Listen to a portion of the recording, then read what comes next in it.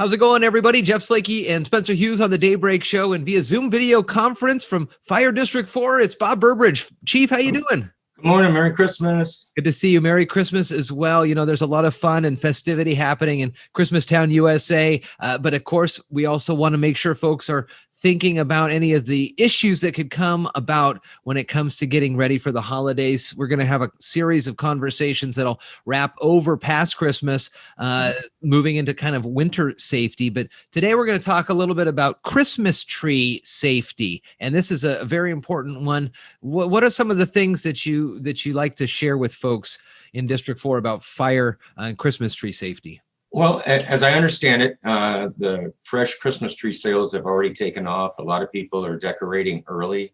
You know, as I drive around, folks that normally decorate have more, and places that I've never seen Christmas lights are popping up everywhere. So I think everyone's kind of getting into the 2020 Christmas in a very special way. Yeah. If you cut those trees down, you have the real tree and you cut it down and you decide to maybe have it for the month, it dries out and we have to make sure it stays watered because that can be a huge concern for fires. Right. So you're shopping for your tree, make sure you got nice soft needles. When you get it home, cut off, you know, that 2 or 3 inches from the bottom when you're sizing your tree for your living room or your dining room, wherever you like your tree. A gallon a day. I'm guilty. You know, I've harmed my Christmas tree in the past because I haven't watered it daily. But yeah, a 6-foot tree will go through a gallon a day, and that's a lot of water. So is that where somebody would fill the full bucket in the morning and then they'll have to do it the next morning, or should they check throughout the day? I think, well, depending on your tree, on average, a gallon a day. I don't know, maybe you can delegate that to one of the kids. Their job is to keep the tree full, and that's where you look for your stand. You want a nice deep stand so you can at least hold, you know, 4 or 5 quarts. It's the shallow ones that'll dry up. If you got a shallow stand, you're going to want to water that more than once a day. Okay. The other thing that I'm thinking about is folks are looking for their trees. They may end up trudging deep into the forest. And you and I have talked over the years that winter work, you know, shoveling and snow shoveling and things like that can cause a lot of, could cause heart issues. People have heart attacks when they're out doing work in their fronts as they're doing this. So if you're out trudging in the forest, make sure you're aware of your capabilities as well. Exactly. You know, we're not, you know, all of our firefighters are working out every time, you know, they're on shift, and that's what they are prepared to do is that kind of labor. So yeah, anyone who doesn't normally shovel, all of a sudden you're peeling off your coat and all of a sudden it's getting hot. And it is a lot of work. Yeah. In the house too, what are some of the other things that folks need to be aware of? Maybe not in the tree specific, but stuff you put on the tree, the amount of lights on your tree, or what's around your tree. Two main reasons a Christmas tree will catch fire. One out of 4 on both equations. It's either electrical, either you're using lights that have not been tested through a laboratory, or they're old.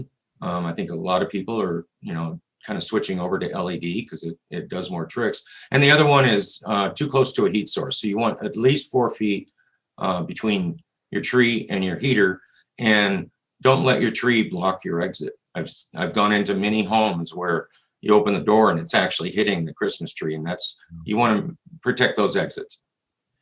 Is there anything else that you can think of that folks are talking about? We're going to do some other ones. We're going to do chimney fires next week, and then fall prevention and power outages, but that's after Christmas. Is there anything more Christmas specific that you can think of? Maybe the lights and just being safe when you put the lights up on your house, if that's something you do?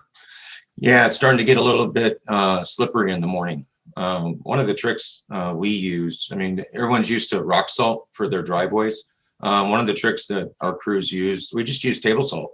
You know, we'll get to someone's house and it might be a little bit slippery, and that table salt will thaw the ice on the steps much faster, much quicker. 2 shout outs. We have our firefighters local. They are currently sponsoring a group of foster kids. Oh, great. And our Firefighters Association, the nonprofit side, we have a record year of the number of kids and families that they're supporting. So right now we're asking, because of COVID, we didn't get a chance to do our fundraisers. So if folks have a couple extra dollars, if they could swing it by the Arcadia Fire Hall, that'll go directly to the Firefighters Association and help us support Christmas for about 20 kids, and that number's growing daily. That is, it's a big need this year. And I have talked with a lot of folks about these giving trees and how different it is for folks to have to, either figure out how to do it online or go to a place and find that tree. And Mason County Fire District 4, of course, always doing a lot of great work in its district. And you guys have a levy coming up, right? Yeah, we have a levy coming up. Folks in the southeast part of the county, look forward to a letter. You'll see a letter from the fire district coming into your mailbox. So we are going to be on the ballot in February for a 6-year EMS levy, so we can keep doing all the magic and taking care of people's lives and making sure they're safe. So yeah, encouraging people to go to our website, and we'll have levy facts and information. And yeah, we're going to get through Christmas. We're going to have a great time. Bob Burbridge on the call here, Chief from Fire District 4, start of a good 4-part series on just being safe here during the winter time. We'll check in next week, and the topic will be chimney fires. Okay. Merry Christmas to all.